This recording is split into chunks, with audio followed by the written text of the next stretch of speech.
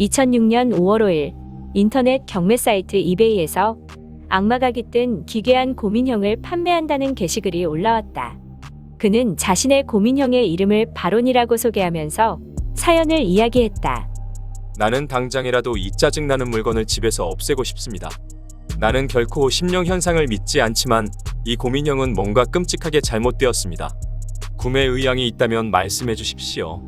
나는 후일은 책임지지 않으며 절대로 아이들 근처에는 두지 마십시오. 해당 글 작성자는 자신의 어린 시절부터 바론이 사탕을 훔치거나 접시를 깨뜨려서 자신을 부모님에게 혼나게 했으며 어떠한 일 때문인지는 기억나지 않지만 바론을 한 번 버렸던 적이 있다고 한다. 성인이 된 작성자는 해당 글을 올리기 2주 전 사업차 클리브랜드에 있었고 우연히 그곳에 있던 골동품 가게를 마주쳤다. 그리고 그는 가게 진열대에 놓인 바론과 똑같이 생긴 고민형을 보았다고 한다. 그날은 아무 일도 일어나지 않았지만 다음날 그는 골동품 가게 밖 인도에 놓여있는 바론을 보게 되었다.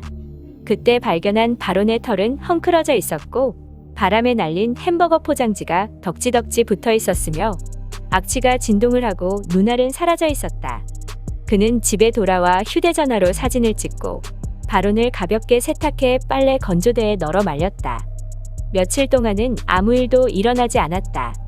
그러나 해당 글 작성자는 바론을 데려온 후부터 초조함을 느끼기 시작했고 집에 혼자 있을 때도 누군가의 시선이 느껴지기 시작했다.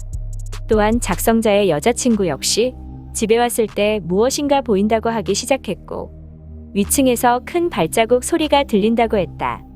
나는 몇 년 만에 처음으로 불을 켜고 잠들었습니다. 그리고 좁은 공간에서 누군가에게 쫓기는 꿈을 꾸고 새벽 3시경 깨어났죠.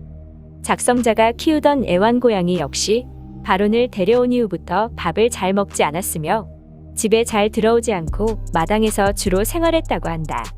그는 자신의 고양이를 찾으러 나갔다가 문득 바론을 데리고 온 골동품 가게가 생각났고 곧바로 그곳을 향해 출발했다.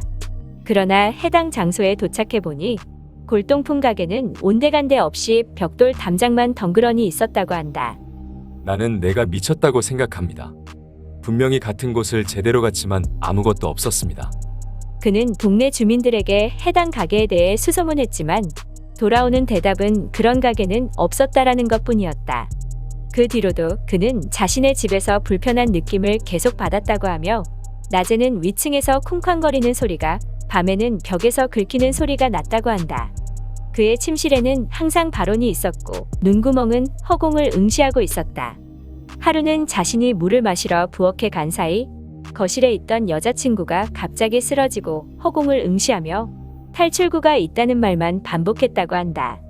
정신을 차린 여자친구는 집에서 나가 돌아오지 않았다고 한다.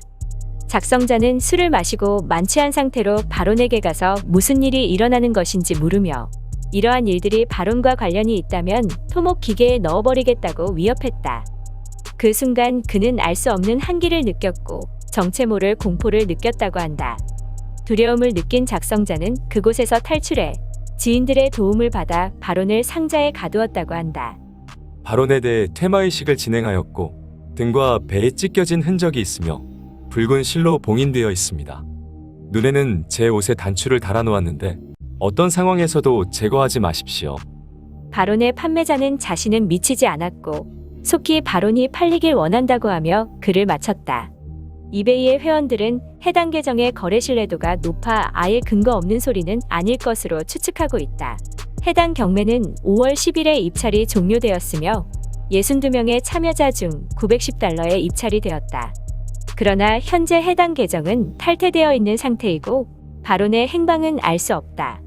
악마가 깃든 고민형이라 주장하며 경매 사이트에 올라왔던 바론. 그는 정말 악마가 깃든 인형일까? 단순히 판매자의 마케팅에 불과한 이야기일까?